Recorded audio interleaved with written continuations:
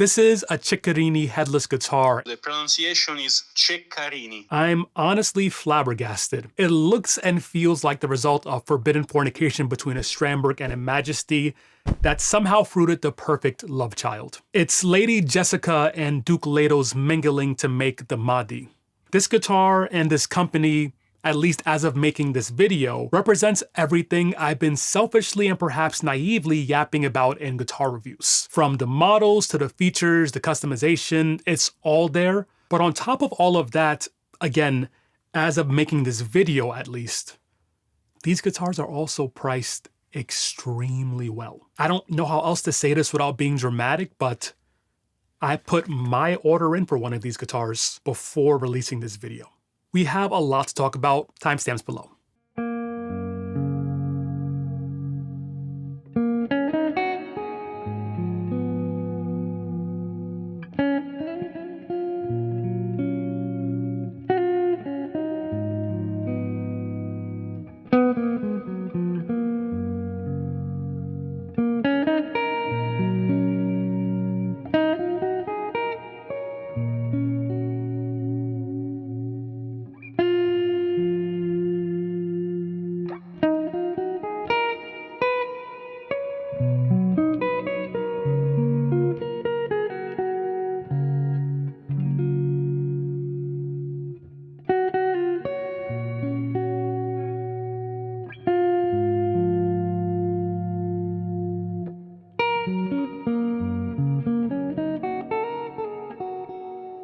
Starting from the top, we have my new favorite lack of headstock design. This almost crescent moon shape is carried through some of the other curves on the guitar, and it gives a nice modern aesthetic. You can't put this on a hanging stand, at least not yet, but the Fender A-frame universal stand fits it just fine for now. We have our truss rod adjustment wheel on the back of the neck along with a Ciccarini logo, locking hardware, and a normal nut. Now as we move to the neck, you'll see that we have normal, straight, stainless steel frets, which is my preference. But if you want a multi-scale neck, you can get that as well. We also have these really beautiful inlays that match the body, and that's also customizable along with the fretboard radius. While we're talking about customization, you'll see we have a partial scallop throughout the neck, which helps when gripping the strings, especially the upper strings.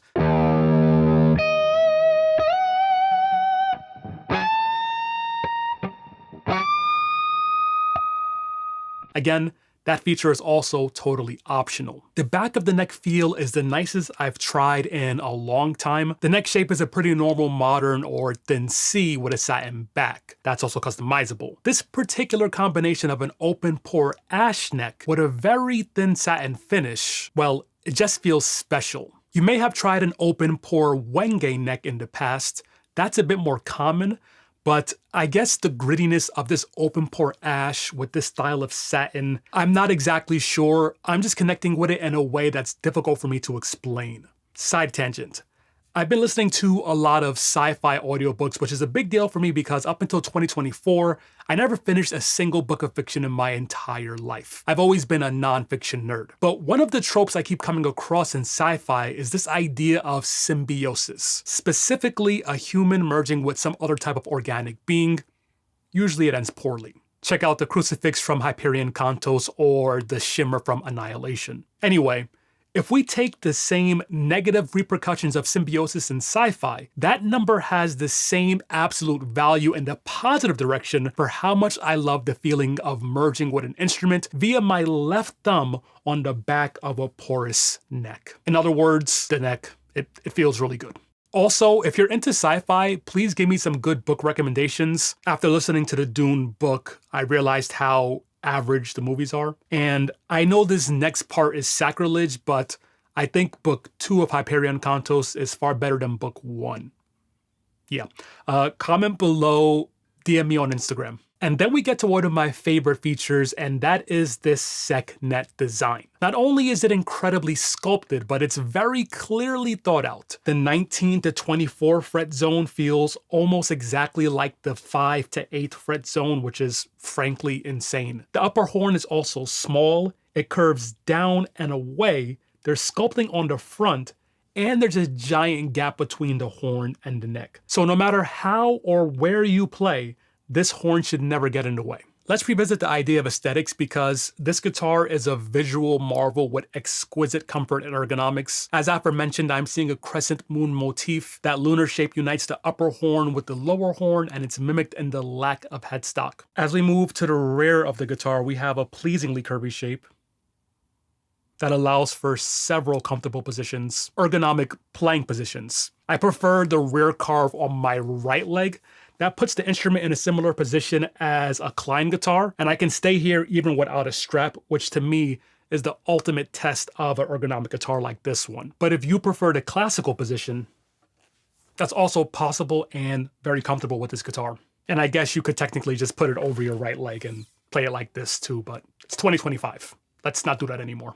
I mean, at least get one of these cushions and prop it up a bit so it's in a better position if it's on your right leg like this. But the silhouette of this guitar is just the first layer of its elegance and comfort. If we go back to the upper horn and trace it to the rear, you'll notice a graceful carving that almost creates an optical illusion as the instrument appears thinner. This carving flows nicely to the forearm bevel, which is enjoyably aggressive. When I place my right hand on this guitar, it feels strangely relaxed. I barely have to move my hand to navigate every single string. And if we trace from the lower horn, you'll see a similar grace in the carving, and this too has an added benefit. It allows the three-way switch to rest on a different plane from the top of the guitar, and it also points down and away, so it never gets in the way when you're playing. The single volume knob is of course custom, and the font of the numbers matches the Ciccarini logo. The knob is also slightly larger than a normal knob, which is unexpectedly enjoyable, while still never getting in the way of our right hand when we're playing. In fact,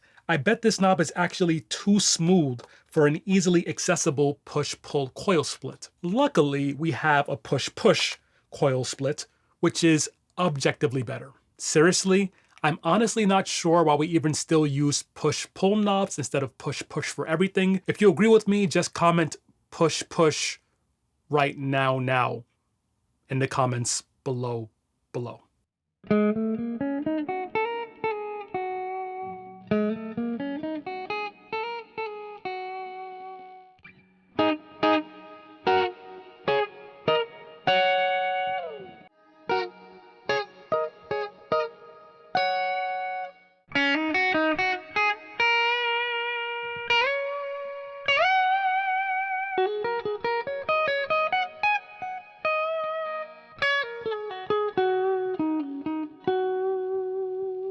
The pickups are John Petrucci's signature DiMarzios, and they're surprisingly versatile.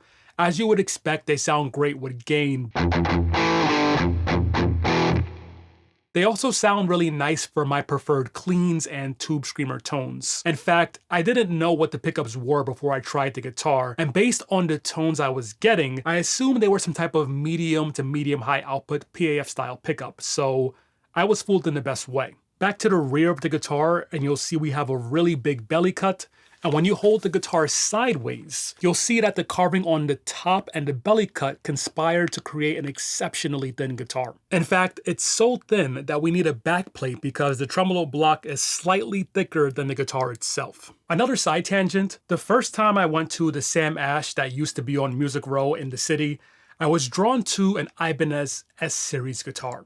It had this light blonde wood finish. I think it was around $800, which was an insane amount of money for when I was 14. But I'd go there every few months, pick up the guitar, and just hold it against my body because I was so fascinated with how thin it was and how that felt against my body. And ever since then, I've been drawn to thin body guitars like this one, the S-Series Ibanez, Parker guitars, and so on. It feels like they're wrapping around you. I'm drawn to that feeling of having a guitar connect with your body and you two becoming one.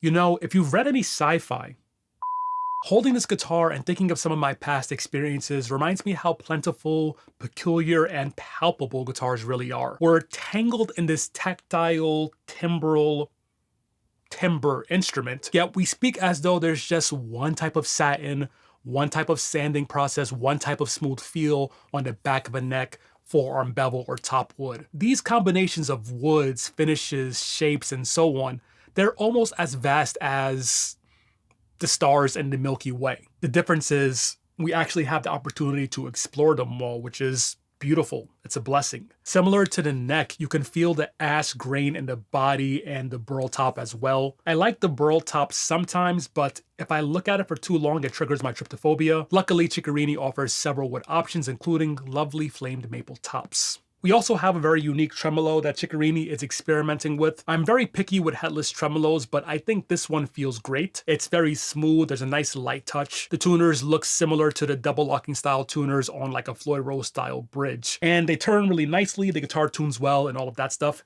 It's a really nice, solid bridge, and I'm happy that it's now part of the landscape of headless tremolo bridges.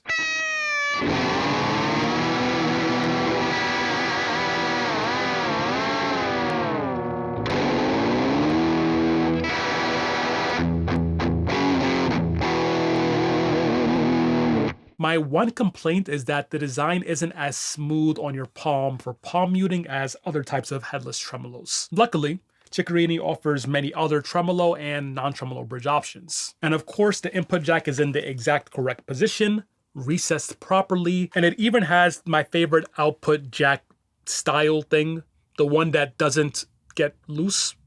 It has that as well. So that's the guitar, but the thing that really takes this guitar and this company somewhere beyond extraordinary is the price. You guys know I love Strandberg guitars. I bought a Bowden Fusion neck through. I bought a True Temperament 7-string. I recently bought this one as well. I forget the name, but it's a good guitar. It's a great guitar. I love Strandberg guitars. And for extra clarity, I bought all of those guitars with my own money 100%. If we're talking about headless guitar real estate, the Ciccarrini guitar is in the same neighborhood as Strandberg's neck-through models like the Bowden Fusion neck-through and the Plini Signature neck-through, and there's absolutely zero customization. I have no problem with where a guitar is made as long as it's high quality, but the zero customization aspect can be a bit off-putting. When it comes to Strandberg guitars, I love the 20-inch radius and I love the body shape. I love those two things so much, I'm willing to compromise with everything else. Examples: the Strandberg tremolo is good, but it's not great. I will prefer a hip shot tremolo, but I can't have it. I like the indoor neck, but I will prefer a regular chunky C or chunky D neck, can't get it. I tolerate the fan frets, but I will prefer straight frets. No option for the neck through models. Not to mention you can't choose the wood or the finish and so on. This is not a knock on Strandberg guitars. They're probably my favorite big-ish guitar company, but every large company has stock guitars without customization. And the last time I checked, Strandberg doesn't have a custom shop. If they did, a custom shop Strandberg would cost a lot more than the stock neck-through models, which start at around $2,900. This Ciccarrini guitar is going to run you about $2,800. So for less than the price of a stock Strandberg, you can get a fully customizable guitar that has an even better body design. Friends, I love the Strandberg body, but this body feels like an improved take on the Strandberg shape. Of course, these are just my opinions, but the forearm contour is better. The rear contouring is better. The looks are better. And when my own custom Ciccarrini guitar arrives, I think it'll replace my Strandberg. And I'm happy it's now part of the headless guitar tremolo bridge ethos.